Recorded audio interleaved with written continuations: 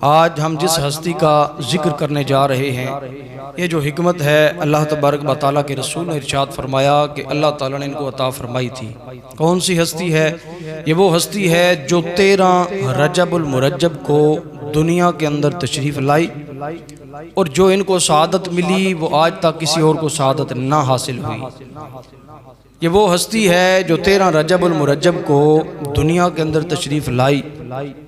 جب دنیا میں لائی تب اس کے بعد جہاں پر آئی وہاں پر ہر بندہ خدا کا حج ہوتا ہے۔ کون سی جگہ؟ کعبۃ اللہ شریف کے اندر کی جگہ ہے جہاں پر یہ ہستی تشریف لائی ہے۔ اس کے بعد جب تک نبی اکرم صلی اللہ تعالیٰ علیہ وآلہ وسلم ان کے پاس نہ آئے اس وقت تک انہوں نے آنکھیں بھی نہ کھولی۔ دنیا میں تشریف لانے کے بعد سب سے پہلی آنکھیں کھول کر جو چیز دیکھی ہے وہ چہرہ مصطفیٰ دیکھا ہے۔ یہ وہ ہستی ہے، اس وقت تک کوئی شے منہ کے اندر نہ داخل کی جب تک نبی اکرم صلی اللہ تعالیٰ علیہ وآلہ وسلم کی مبارک زبان گھٹی بن کے منہ کے اندر چلی نہیں گئی ہے۔ یہ وہ ہستی ہے، پوری زندگی نبی اکرم صلی اللہ علیہ وآلہ وسلم کی تربیت کے اندر گزری۔ نبی اکرم صلی اللہ تعالیٰ علیہ وآلہ وسلم کے وہ پیارے غلام وہ کون سے ہیں؟ خلیفہ چہارم، ویر مصطفیٰ، شیر خدا، اسد اللہ، حضرت سیدنا و سندنا حضرت علی المرتضیٰ شیر خدا کرم اللہ تعالی وجہہ الکریم کی ہستی ہے۔ حضرت علی المرتضیٰ کا نام ایسا ہے کہ بندے کی روح کو تازہ کر دیتا ہے، بندے کے اندر ایمان کو تازہ کر دیتا ہے، جوش آ جاتا ہے حضرت علی المرتضیٰ کا نام سن کے۔ تو آج ہم انشاءاللہ چند باتیں حضرت علی المرتضیٰ کی شان کے اندر سننے کی سعادت حاصل کرتے ہیں۔ یہ آئے تو 13 رجب المرجب کو تھے، لیکن دنیا سے جب کوچ فرمایا تو وہ دن 21 رمضان المبارک کا دن تھا۔ چند دنوں کے بعد وہ 21 رمضان المبارک کا دن آ رہا ہے۔ اس نسبت سے حضرت علی المرتضیٰ کا ذکر آپ کے سامنے کیا جانے لگا ہے۔ حضرت علی المرتضیٰ کے بارے میں آقا کریم صلی اللہ علیہ وآلہ وسلم ترمذی شریف کی حدیث پاک حضرت علی المرتضیٰ ارشاد فرماتے ہیں کہ نبی اکرم صلی اللہ علیہ وآلہ وسلم نے ارشاد فرمایا کہ اگر اللہ تبارک و تعالیٰ نے کسی بندے کو حکمت عطا فرمائی ہے تو وہ علی المرتضیٰ ہے، شیر خدا ہے، کرم اللہ تعالی وجہ الکریم ہے۔ پھر حضرت علی المرتضیٰ کی وہ ہستی ہیں، آپ وہ ہستی ہیں کہ جن کے بارے میں حضور کرم صلی اللہ علیہ وآلہ وسلم نے ارشاد فرمایا، نہج البلاغہ کی روایت ہے، علی مع الحق والحق مع علی، حق علی کے ساتھ ہے، علی حق کے ساتھ ہے۔ دوسری جگہ ارشاد فرمایا، علی مع القرآن والقرآن مع علی، علی قرآن کے ساتھ ہے اور قرآن علی المرتضیٰ کے ساتھ ہے۔ جو قرآن علی المرتضیٰ کے ساتھ ہو وہ کبھی بھی قرآن کے فیصلے سے الگ ہو کر نہیں چل سکتا ہے، وہ جب بھی زندگی گزارتا ہے تو قرآن کے مطابق گزارتا ہے۔ وہ حضرت علی المرتضیٰ شیر خدا کرم اللہ تعالی وجہ الکریم، جن کو گھٹی بھی میرے مصطفیٰ کریم نے عطا فرمائی، جن کو تربیت بھی میرے مصطفیٰ کریم نے عطا فرمائی، جن کو صحابیت کا درجہ بھی میرے مصطفیٰ کریم نے عطا فرمایا، جن کو شیر خدا کا لقب بھی میرے مصطفیٰ کریم نے عطا فرمایا، میرے مصطفیٰ کریم نے احادیث کے اندر جو فضائل عطا فرمائے وہ بھی میرے مصطفیٰ کریم نے عطا فرمائے۔ صحابہ کرام کے اندر حضرت علی المرتضیٰ کو اپنا بھائی یعنی ویر تسلیم فرمایا تو وہ بھی میرے مصطفیٰ کریم نے عطا فرمایا۔ حضرت علی المرتضیٰ کو مولا کا درجہ بھی دیا تو وہ بھی میرے مصطفیٰ کریم نے عطا فرمایا۔ جنگ بدر کے اندر 35 کافروں کو مارنے کی سعادت بھی میرے مصطفیٰ کریم کی وجہ سے عطا فرمائی گئی۔ حضرت سیدہ زہرا پاک جیسی بیٹی بھی میرے مصطفیٰ کریم نے عطا فرمائی ہے۔ حضرت علی المرتضیٰ کے اتنے زیادہ فضائل ہیں کہ اگر انسان بیان کرتا چلا جائے تو کئی جمعے چاہیے، بلکہ جمعے بھی ختم ہو جائیں گے، حضرت علی المرتضیٰ کے فضائل ختم نہیں ہو سکتے ہیں۔ آپ کے ایسے فضائل ہیں، آپ کعبۃ اللہ شریف کے اندر تشریف لائے، اس کے بعد پھر ہمیشہ میرے مصطفیٰ کریم کے ساتھ رہے، ایمان کی حالت میں رہے۔ جو بچوں کے اندر سب سے پہلے اسلام لانے والی ہستی ہے وہ میرے مصطفیٰ کریم کے یہ حضرت علی المرتضیٰ ہیں۔ حضرت علی المرتضی شیر خدا کرم اللہ تعالی وجہ الکریم ہمیشہ آپ کے ساتھ رہے، تربیت بھی آقا کریم سے پائی، قرآن بھی سیکھا، تفسیریں بھی سیکھی، مصطفیٰ کریم نے اور بھی بڑا کچھ آپ کو عطا فرمایا، سینے سے لگاتے رہے، گھٹی جو میرے مصطفیٰ کریم نے عطا فرمائی تو پھر سوچئے کیا کیا عطا فرمایا ہوگا۔ حضرت علی المرتضی شیر خدا کرم اللہ تعالی وجہ الکریم کو جب اللہ نے یہ علم، یہ مقام عطا فرمایا تو پھر حضرت علی المرتضی سے کسی نے پوچھا یا علی المرتضی یہ ارشاد فرمائیے کہ رزق کے بڑے چرچے ہیں، بڑے رولے ہوتے ہیں، بڑی پریشانی ہوتی ہے، یہ بتائیے کہ رزق کتنی قسم کا ہے، اس کے اندر کیا کیا پیچیدگیاں ہیں۔ حضرت علی المرتضی شیر خدا کرم اللہ تعالی وجہ الکریم نے فرمایا کہ رزق کی دو قسمیں ہیں، ایک ہے مقصود، دوسری ہے مقسوم۔ مقصود سے مراد وہ رزق ہے جس کے پیچھے اگر کوئی جائے تو وہ اس کو پھر عطا کیا جائے گا۔ مقسوم وہ رزق ہے کہ جس کے پیچھے نہ بھی جائے، پھینکتا بھی رہے، پھر بھی اللہ تعالیٰ اسے وہ عطا فرما کے رہے گا۔ پوچھنے والے نے پوچھا یا علی المرتضی یہ کون سی بات آپ نے ارشاد فرمائی ہے، یہ کیسے ہو سکتا ہے کوئی پھینکتا رہے؟ اگر یہ بتائیے کہ اگر کوئی بندے کسی کو کمرے کے اندر بند کر دیا جائے، رسیوں سے جکڑ دیا گیا، کمرہ بند کر دیا گیا، تالا لگا دیا گیا، پھر حضرت علی المرتضی یہ ارشاد فرمائی اسے رزق اب کیسے ملے گا، کوئی پہنچانے والا بھی نہیں۔ حضرت علی المرتضی نے بڑا خوبصورت جملہ ارشاد فرمایا، آپ نے فرمایا اب یہ بتا کہ اس بند کمرے کے اندر رسیوں کے اندر جکڑے ہوئے بندے کو کیا اسرائیل اس کی روح نکالنے کے لیے آ سکتا ہے؟ کہا جی بالکل، اسرائیل تو ہر جگہ پہنچ سکتا ہے۔ تو فرمایا اسرائیل کا ذمہ ہے روحیں قبض کرنا، میکائیل کا ذمہ ہے رزق پہنچانا، تو جہاں پر اسرائیل روح لینے کے لیے آ سکتا ہے وہاں میکائیل رزق دینے کے لیے بھی وہاں پر آ سکتا ہے۔ تو یہ حضرت علی المرتضی کی حکمت تھی کہ آپ ایسی حاضر دماغی کے ساتھ جواب ارشاد فرمایا کرتے تھے۔ کسی نے پوچھا یا علی المرتضی آپ یہ ارشاد فرمائیے کہ آپ اتنی حاضر دماغی کے ساتھ جواب ارشاد فرماتے ہیں، اس کی وجہ کیا ہے؟ فرمایا تیرے ہاتھ کے اندر کتنی انگلیاں ہیں؟ کہا جی ایک کے اندر 5، دوسرے کے اندر 5، ملا کے 10۔ فرمایا سوچا نہیں؟ عرض کرنے لگا جی ہر وقت یہ میرے سامنے رہتی ہیں، اس کی وجہ سے میں نے بلا سوچے سمجھے آپ کو عرض کر دیا ہے۔ تو فرمایا کہ جیسے یہ تیرے سامنے انگلیاں رہتی ہیں، تو نے بلا سوچے سمجھے بتا دیا ہے، ایسے یہ ساری کائنات حضور کے صدقے علی کے سامنے ہر وقت رہتی ہے، جو جس وقت جہاں بھی جو سوال کرے علی المرتضی بغیر سوچے سمجھے جواب ارشاد فرمایا دیا کرتے ہیں۔ تو یہ حضرت علی المرتضی کی شان ہے، یہ آپ کی کرم نوازی ہے، یہ آپ کی فراست ہے کہ اللہ تبارک و تعالیٰ نے آپ کو سرکار کے صدقے اتنی کرم نوازیاں آپ کے اوپر ارشاد فرمائی ہیں۔ حضرت علی المرتضی وہ ہستی ہیں جنہوں نے میدان بدر کے اندر بھی شرکت فرمائی، میدان احد کے اندر بھی شرکت فرمائی، خندق کے اندر بھی شرکت فرمائی، خیبر کے اندر بھی شرکت فرمائی۔ وہ کون سی جگہ ہے جہاں پر حضرت علی المرتضی نے شرکت نہ فرمائی؟ شاید کوئی ایک جنگ ہے جس کے اندر مصطفیٰ کریم کے فرمان کسی اور جگہ کا تھا، اس وجہ سے رکے، ورنہ ہر جنگ کے اندر آپ شامل ہوئے۔ تو حضرت علی المرتضی وہ ہستی ہے کہ جنگوں کے اندر بھی میرے مصطفیٰ کریم کے ساتھ رہا کرتے تھے۔ جنگ بدر کے اندر صرف 35 ٹوٹل کافر مرے تھے، جو وہ 70 تھے، 35 حضرت علی المرتضی نے اکیلے ان کو مارا تھا۔ تو حضرت علی المرتضی یعنی کہ نصف کافروں کو مارنے کے ذمہ دار ہیں، آپ نے کافروں کو مارا۔ پھر آپ کو اللہ تعالیٰ نے فراست بھی عطا فرمائی، علم بھی عطا فرمایا، پھر آپ کو اللہ تعالیٰ نے پہلوانی کے گر بھی عطا فرمائے تھے۔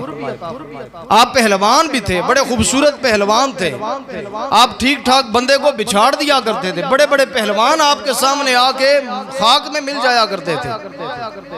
حضرت علی المرتضی شیر خدا کرم اللہ تعالیٰ وجہ الکریم، آپ کے بارے میں آتا ہے کہ آپ کا چرچا جب پہلوانی کا بڑی دور دور تک پہنچا، جب پہنچا تو بڑی دور سے ایک پہلوان، بڑا اس کا قد تھا، بڑا اس کا جسہ تھا، جانور کے اوپر سوار ہو کر مدینہ پاک کے اندر پوچھتے پوچھتے آیا۔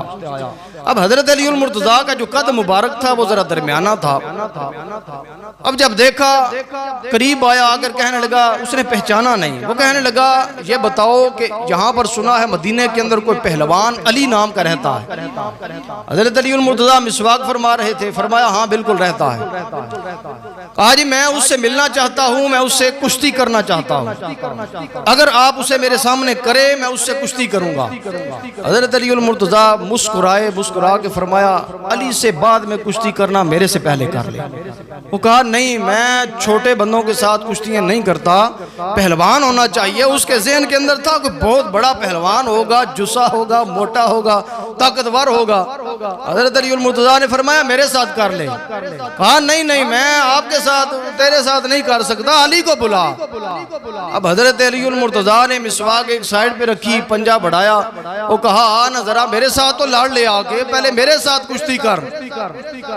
کہنے لگا نہیں نہیں، آپ کے ساتھ کیا کرنی ہے۔ پھر ذرا غصے کے اندر، پہلوان آدمی تھا، غصے کے اندر آ گیا۔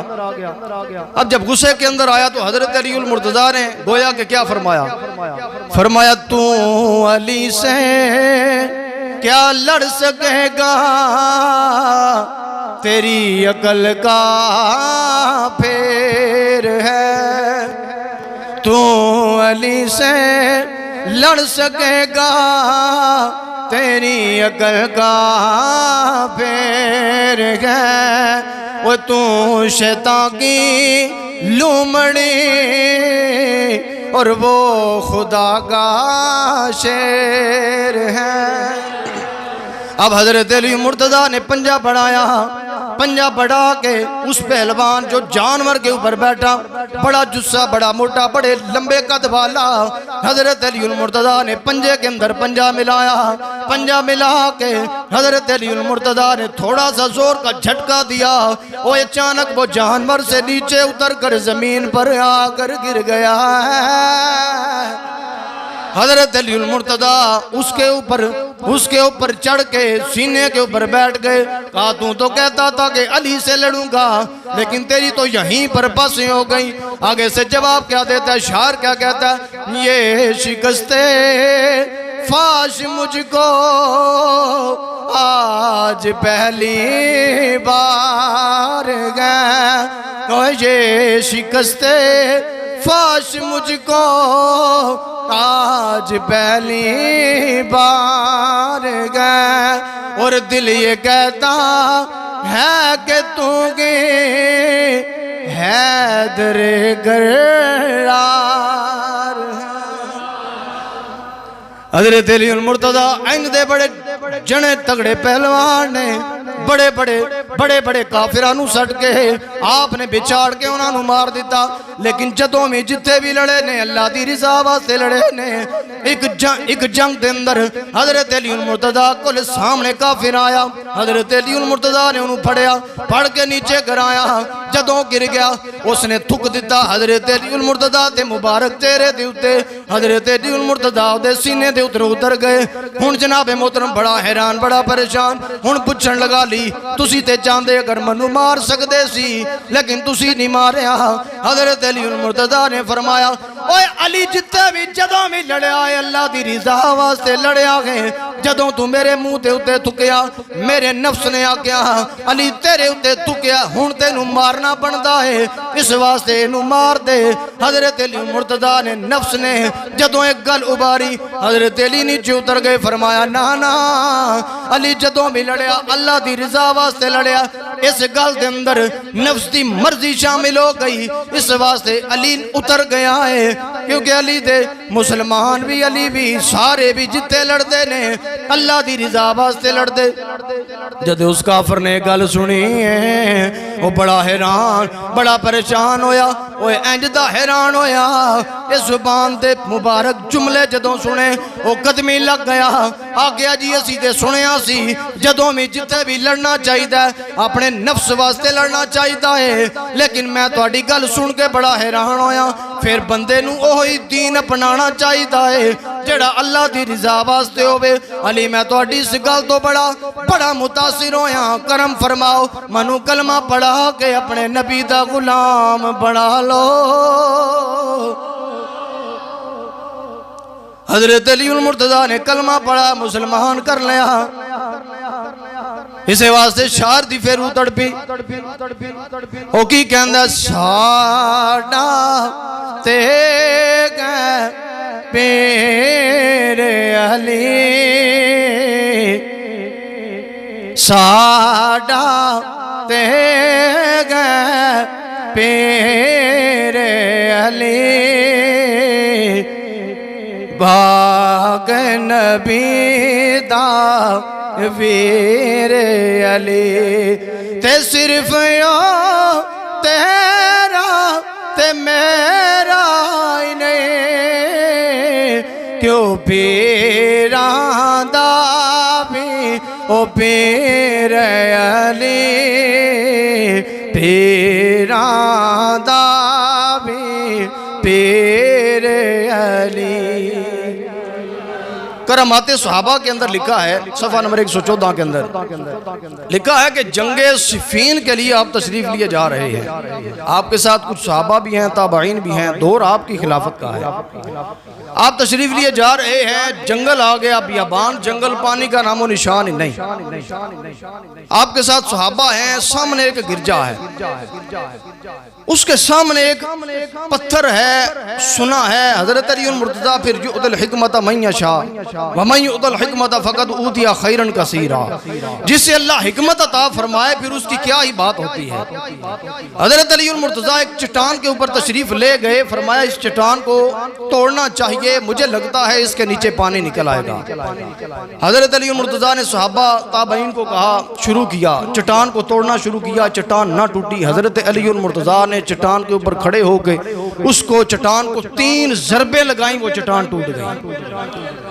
اب اس چٹان کے نیچے سے پانی نکل آیا، دور بیٹھے وہ گرجے کے اندر بیٹھا ہوا عیسائی پادری یہ سارا واقعہ دیکھ رہا ہے، دیکھ کر نکل کر حضرت علی المرتضیٰ کی بارگاہ کے اندر آیا، آ کر کہنے لگا، اے بندہ خدا یہ بتائیے آپ کے اندر یا تو کوئی نبی محمد مصطفیٰ ہے یا علی ہے، اور جس نے آ کے اس چٹان کے اوپر ضربیں لگائی ہیں وہ یا نبی ہے یا علی ہے، جس نے اس کے نیچے سے پانی نکالا ہے یا نبی ہے یا علی ہے۔ حضرت علی المرتضیٰ نے فرمایا تو کیسے کہہ سکتا ہے، تیرے پاس کیا نشانی ہے؟ اس نے کہا جی میں نے انجیل کے اندر پڑھا، توریت کے اندر پڑھا، زبور کے اندر پڑھا کہ یہ جو چشمہ ہے، یہ جو چٹان ہے، اس کے نیچے کہ یہ گرجا ہے، گرجے کے سامنے یہ چٹان، اس چٹان کے نیچے کوئی چشمہ ہے، اس چشمے کو نکالنے والا یا نبی محمد مصطفیٰ ہو سکتا ہے یا علی المرتضیٰ ہو سکتا ہے۔ حضرت علی المرتضیٰ نے فرمایا کہ میں نبی محمد مصطفیٰ کا خادم ہوں، غلام ہوں، میرا ہی نام علی المرتضیٰ ہے۔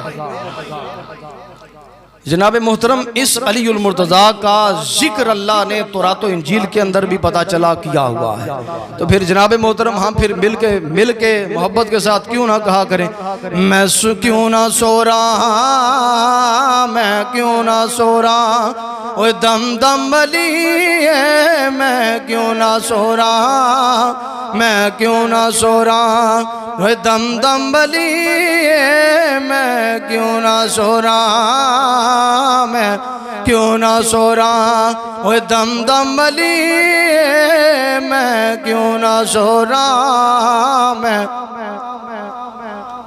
حضرت علی المرتضیٰ کے یار مقدروں پر قربان جائیں۔ اللہ تعالیٰ نے آپ کو ایسے مقدر عطا فرمائے ہیں کہ جیسے مقدر ہر کسی کو اللہ تعالیٰ نے عطا نہیں فرمائے۔ کون سے مقدر ہیں؟ کسی محبت والے نے کہا کہ یہ اشعار کچھ آپ نے سنانے ہیں تو وہ میں عرض کر رہا ہوں، اور ایسے اشعار ہیں انشاءاللہ آپ کا ایمان تازہ ہو جائے گا، اور اگر کسی نے سن کے ایمان نہ تازہ ہو تو پھر وہ اپنے دل کے اوپر غور کرے کہ میرے دل کے اوپر شاید کوئی میل جمی ہوئی ہے کہ علی کا نام سن کے میرا ایمان ہی تازہ نہیں ہوگا۔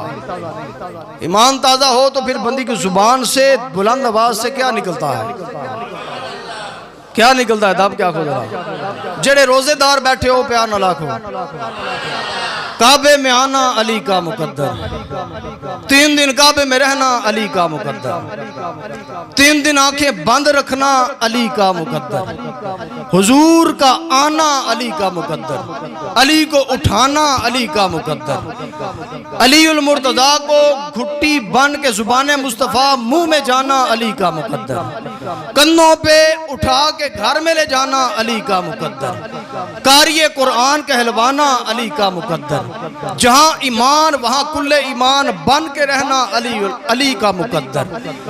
ایک رکاب کے اندر پاؤں دوسری میں پہنچنے سے پہلے سارا قرآن پڑھ دینا علی کا مقدر۔ چاروں میں ہونا علی کا مقدر، پانچوں میں شامل علی کا مقدر، 10 میں ہونا علی کا مقدر، 12 میں ہونا علی کا مقدر، ارے 40 میں ہونا علی کا مقدر، 313 میں جانا علی کا مقدر، 1000 میں جانا علی کا مقدر، 1600 میں ہونا علی کا مقدر، بدر میں جانا علی کا مقدر، احد میں شامل علی کا مقدر، خندق پار کرنا علی کا مقدر، خیبر کے ٹکڑے کرنا علی کا مقدر، علی کے لیے سورج کا پلٹ آنا علی کا مقدر، ذوالفقار تلوار کا لینا علی کا مقدر، مرحب کے ٹکڑے کرنا علی کا مقدر، حارث کو مارنا علی کا مقدر، ابو بکر کا یار ہونا علی کا مقدر، عمر سے پیار ہونا علی کا مقدر، عثمان کا رشتہ دار ہونا علی کا مقدر، بلال کا آقا ہونا علی کا مقدر، سلیمان کا داتا ہونا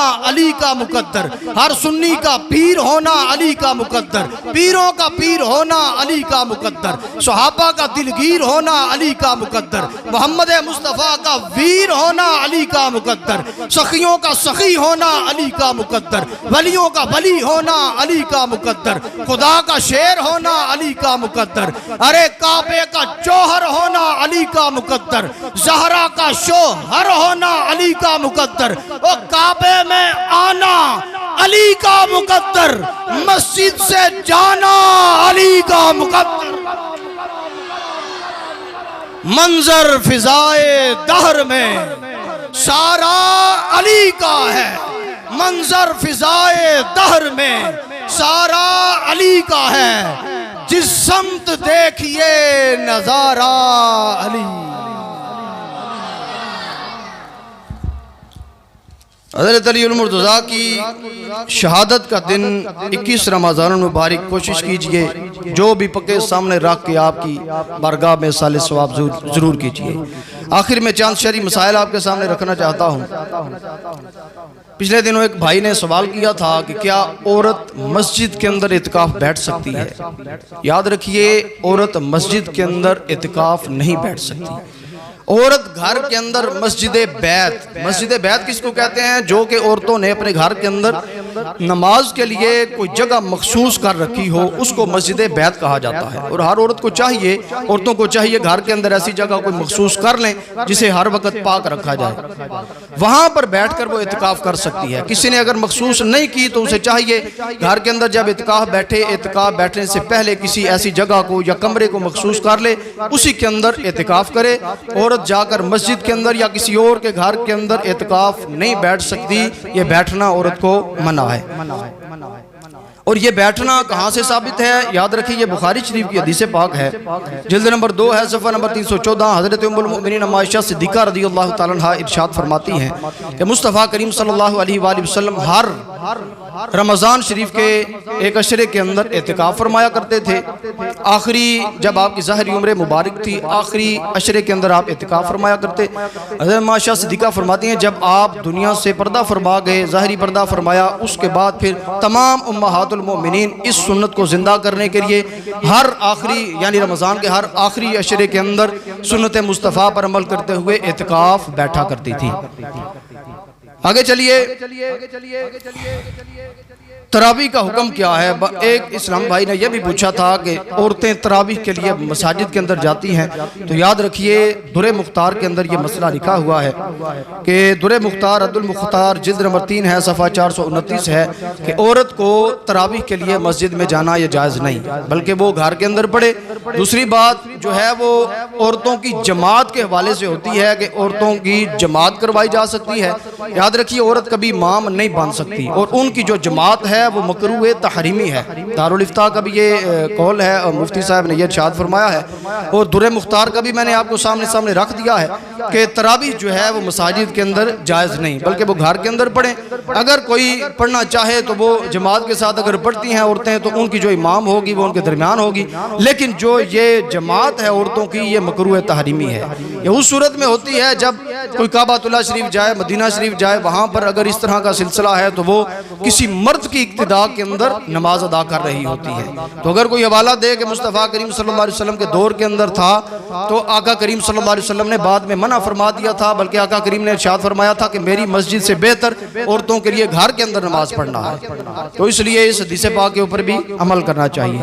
اس کے علاوہ ایک اور مسئلہ پوچھا گیا، سنت مؤکدہ و غیر مؤکدہ پڑھنے کا طریقہ اور جمعۃ المبارک کے اندر جو سنتیں ادا کی جاتی ہیں ان کا حکم۔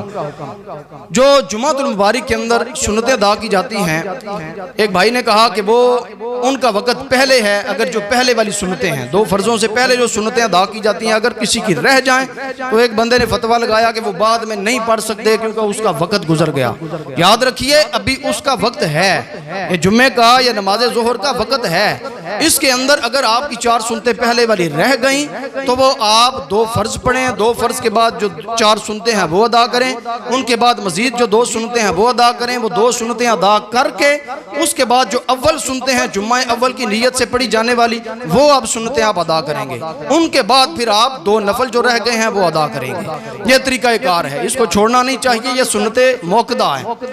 اسی طرح جو سنت موقدہ اور غیر موقدہ کے پڑھنے کا طریقہ، جو سنت غیر موقدہ ہیں ان کے پڑھنے کا طریقہ اور جو نوافل ادا کیے جاتے ہیں ان کے پڑھنے کا طریقہ ایک ہے، اور جو سنت غیر موقدہ سنتیں ہیں ان کے پڑھنے کا طریقہ اور ہے۔ وہ کیسے؟ جو غیر موقدہ سنتیں ہیں یا نوافل ہیں وہ پڑھے جاتے ہیں، پہلی رکعت ہم نے شروع کی سبحانک اللہ سے، فاتحہ پڑھی، اس کے بعد سورت ملائی، ایک رکعت مکمل ہوئی، دوسری رکعت جب شروع کریں بسم اللہ پڑھ کے سورہ فاتحہ سورت ملائیں، دوسری رکعت کے اندر اتحیات بیٹھیں، پوری اتحیات بھی پڑھیں، درود پاک بھی پڑھیں، رب اجعلنی دعا بھی پڑھیں، یوم یقوم الحساب تک پڑھ کے کھڑے ہو جائیں۔ پھر ہم جب کھڑے ہوں گے تیسری رکعت ہم سبحانک اللہ سے شروع کریں گے، اسی طرح پھر سورہ فاتحہ پھر سورت ملائیں گے، پھر تیسری رکعت پوری کریں، پھر چوتھی رکعت میں کھڑے ہوں، سورہ فاتحہ پڑھیں، سورت ملائیں، پھر 4 رکعتیں مکمل ہو جائیں۔ سنت جو سنت مؤکدہ ہیں ان کا طریقہ کار یہ ہے کہ اگر آپ نے شروع کی پہلی رکعت کے اندر سبحانک اللہ پڑھی، پھر سورہ فاتحہ پڑھی، سورت ملائی، ایک رکعت مکمل کی، دوسری رکعت کے لیے کھڑے ہوئے، پھر فاتحہ پھر سورت ملائی، پھر دوسری رکعت کے اندر بیٹھے، اب دوسری رکعت کے اندر عبدہ و رسولہ تک پڑھ کر کھڑے ہو جائیں گے۔ جب کھڑے ہوں گے تو سبحانک اللہ سے نہیں بلکہ بسم اللہ پڑھ کے سورہ فاتحہ سے شروع کریں گے، سورہ فاتحہ پڑھ کے اس کے بعد پھر مزید سورت ملائیں گے سنت موقدہ کے اندر، پھر چوتھی رکعت کے اندر جب جائیں گے تو چوتھی رکعت بھی سورہ فاتحہ پڑھیں گے، پھر سورت ملائیں گے، آگے بقیہ 4 سنتیں 4 رکعتیں مکمل کر دیں گے، یہ آپ کی سنت موقدہ مکمل ہو جائیں گے۔ اللہ تعالی ہم سب کو عمل کی توفیق عطا فرمائے، آمین۔